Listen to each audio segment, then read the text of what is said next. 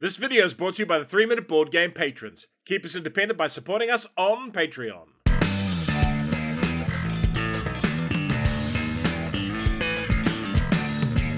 Kia ora koutou and welcome to Bardwood Grove in about 3 minutes. Review copy used. It has a solo mode. It's a game for 1 to 4 players, playing time is medium, and it's a moderately complex game. You are a bard and you have headed off to the halfling lands to ply your trade. Can you soothe woodland beasts, hone your craft, and become the greatest bard in the land? There are 2 act cards, each with green crystals below them. Whenever players gain a crystal, take it from the first act pile. When that runs out, Act 2 begins with a new event. The game is over when the second pile runs out. The winner is the player with the most gems, including blue ones on cards. Deck building. You'll start with a basic set of cards and add better ones to it. Action selection. You'll take actions at locations on the board. Player turn. Each player has a board with a magnetic tempo wheel on it, 7 badge markers, 8 rune tokens, and 2 special tokens. Take a character and their starting deck of cards. Draw 2 cards. Any blue cards immediately go to your song roll and then redraw up to 2. On your turn, your first main action will be pick a card to put into your song row.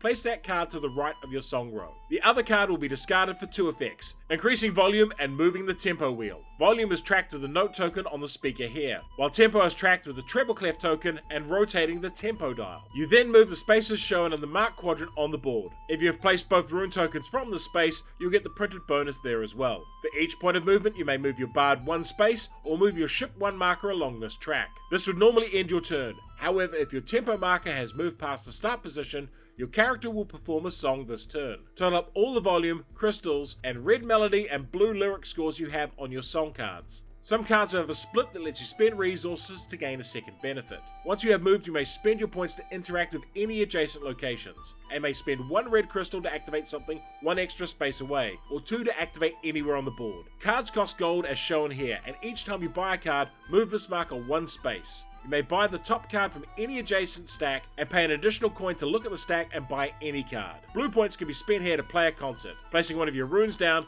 and gaining you crystals and the top fan card. You may place one of your badges here to gain money equal to the current cost of the card. Other players may claim your badges as an action. You may play gigs to gain coins, and you may spend 1 red to place a badge on a critter, or soothe it, spending multiple red discounted by the badges on it already. Both actions gain the rewards at the bottom, but soothing keeps the card and badges. This action lets you interact with a motif tile, gaining the rewards on it or green crystals, while this one lets you spend blue to draw and nominate a scoring card. You can also use these locations to convert volume to other resources, and you may challenge a bard, spending red to take their badges. Badges can be traded in for bonuses at any time. Why would you like this game? If the idea of playing as competing bards in a fantasy world is your cup of tea, then Bardwood Grove is the game for you. Probably the single greatest strength of the game is how open it is. You can roam around the board interacting with many different locations to plot your best course to victory. The game also comes with a ton of unlockable extra content that includes new events and different magic crystal types. You can mix and match this content as you see fit. The core of the game, however, is choosing what action to take